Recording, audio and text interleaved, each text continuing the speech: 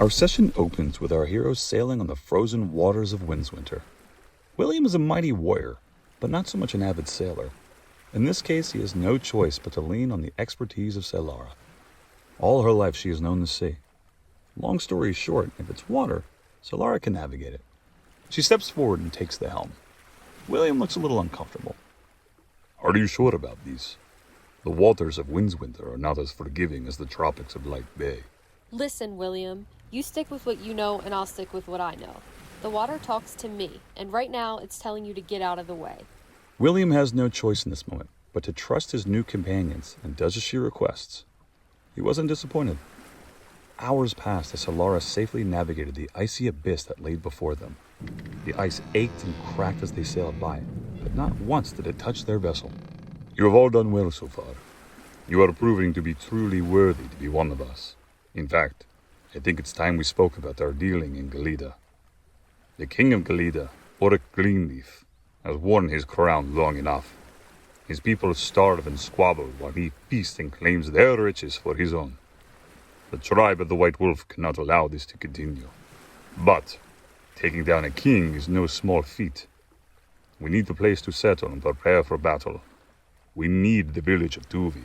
As it stands at the moment, they have refused all of our efforts to relocate peacefully. Our job is to change their minds. Our heroes seem a bit uneasy at first, but have little time to ponder. A mist is on the approach. As they continue onward, they begin to notice that there is a strange fog that is rising out of the water and encompassing their ship. Each moment that passes, the mist becomes more and more dense. It's a faint blue color and feels gentle. A voice comes from the mist, but somehow it sounds like Elias. At last, I've done it. The realm of science and magic have merged. The pages of history will remember my name. What's going on? No! These blue, dazzling lights continue to haunt them as another voice emerges. Yet this one is different. It sounds like Rothaga, but smaller, as if he's a child. I'm the king. You have to do what I say. Get down from there. If Father catches you on his throne, he's going to... What are you doing?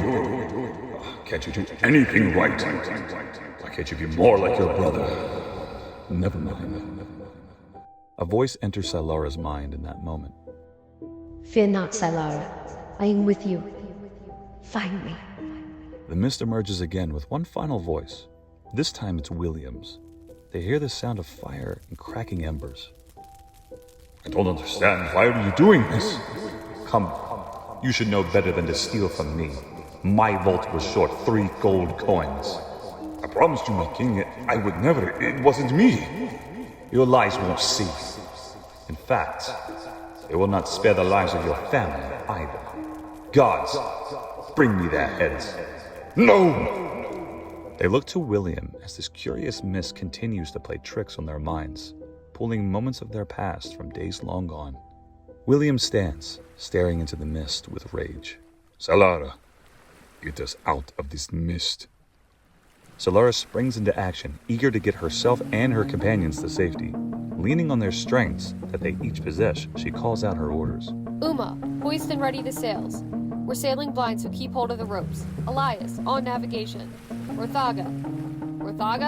As she peers over to her princely friend, she watches in confusion as he proceeds to tie himself to the mast. Oh no, I've seen this before, and I am not planning on going for a swim today.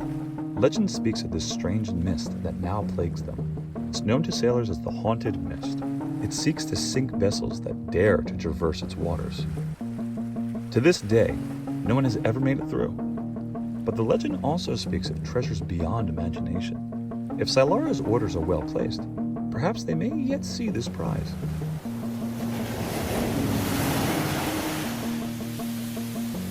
At last, they reach the center of the mist, as the fog gave a brief moment of visibility. Well done, you... His words leave him as he catches a glimpse of what now lays before them. A massive ship sitting silently in the now calm waters, as if it was waiting for them. Along the side, giant white letters read King Jack. They approach cautiously, but argue amongst themselves as to what to do next. Do they board the ship and explore? Or do they take the win and leave? In the end, their curiosity could not be swayed. They need to see this treasure that lies in wait. As they board, they find the bony remains of sailors everywhere, as if they're still manning the ship and waiting for their orders. But they continue to explore, and eventually stumble onto the captain's chambers. Above the door it reads, Captain Mehoff. As they enter, it's not the lifeless remains of Mehoff that catches their eyes. Instead, what catches them is the massive 6x5 solid gold treasure chest that lays beside him. Holy crap. Stand aside, Pipsqueaks. Time for a little muscle.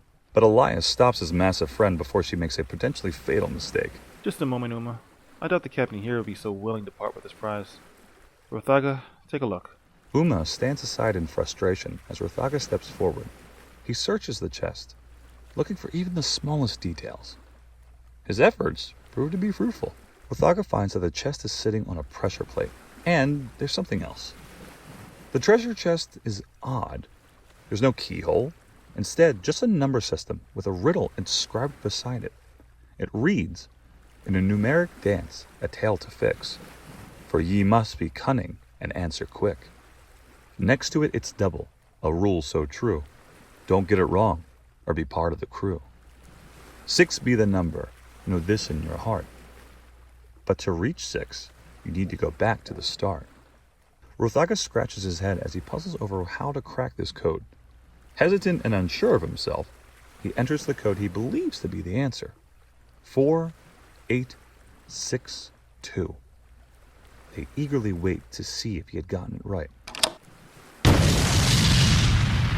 An intense blast of fire erupts from the pressure plate as Rothaga is thrown from the chest, with his friends just barely out of reach of the blast. The skeletal remains of Captain Mehoff rises to its feet. I will not part with a single coin. The rest of the crew follows suit as they too prepare for battle as they rise from their slumber. And here the battle begins. The skeleton crew outnumbers our heroes, and they endure attack after attack as their health dwindles. Even Uma, using her immense strength, throws her combatants from the side of the ship and hacks them in half with her mighty axe, but still they continue to wear them down. Sylara sees only one chance for success. Everyone, hold on to something. In that moment, she raises her hands as the ocean begins to heave.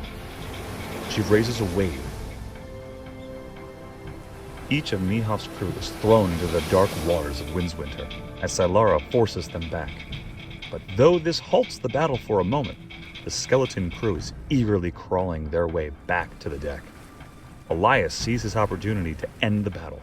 He quickly removes a bottle of grease and throws it into the air, just barely missing the skeleton crew, and in that same breath reveals his pistol, Dragon's Fire. He pulls the trigger, aiming for the bottle, and in a flash, nearly all of Mehoff's crew is turned to ash. Only Mehoff and one other crew member remain. Uma, get the chest. Elias shouted as Mehoff frantically climbed to the deck of his haunted ship. Finally. She shouted, finally able to retrieve their prize.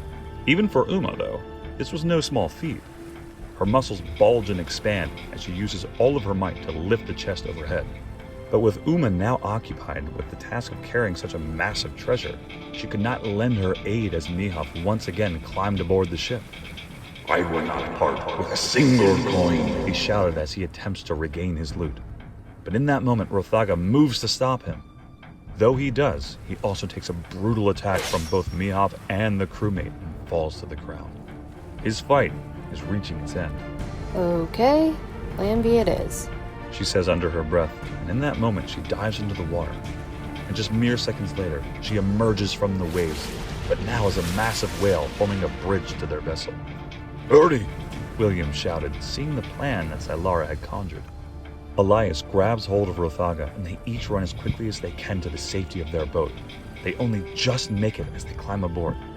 Sylara, still in her whale form, uses her tremendous mass to push the haunted vessel away as they escape into the mist, and they hear the cries of Mehoff.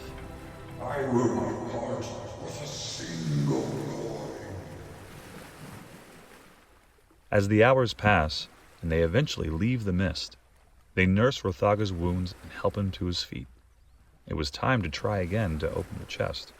Okay, I think I know where I went wrong before, but stand clear just in case. He enters the code 4824. The chest opens, and their jaws drop to the floor in astonishment. This prize was beyond the horde of kings. They take the time to meticulously count each and every coin. Amongst them sits 1,000 platinum, 50 diamonds, and 10,000 gold. As session 2 concludes, they find themselves approaching the shores of Tuvi, a prize William has long sought after.